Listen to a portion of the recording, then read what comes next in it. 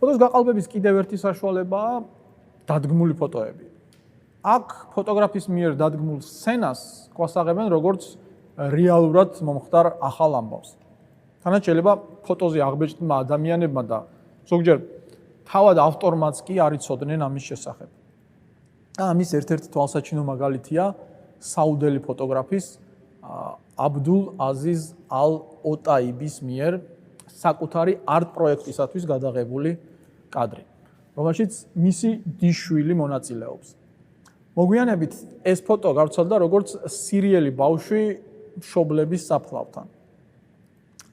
ამ ამბავში ჩემთვის კიდევ ნიშანდობლივი იყო ის მომენტი, რომ როდესაც ავტორმა Twitter-ზე დაწერა, რომ ფოტოს არაფერი აქვს საერთო სირიასთან და საუდის არაბეთშია გადაღებული სულ სხვა მიზნით, მან საპასუხოდ მიიღო რამდენიმე გამოხმაურება, სადაც მას მოუწოდებდნენ გაჩუმებულიყო და დაეტოვებინა ეს ფოტო სირიელი ხალხის უბედურების სიმბოლოდ.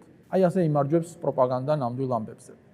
კიდევ ერთი მეთოდია მაყურებლის შეგნებულად შეცდომაში შეყვანა, როდესაც რეალურ ფოტოს, რომელიც რეალურ ახალ ამბავს ასახავს, გვაწვდიან როგორც სხვა ადგილას და სხვა დროს მომხდარი, ან სულაც გამოგონილი ამბის საილუსტრაციოდ. ისე როგორც გორის დაბომბვის რეალური კადრები საღდებოდა ცხინვალის დაბომბვად.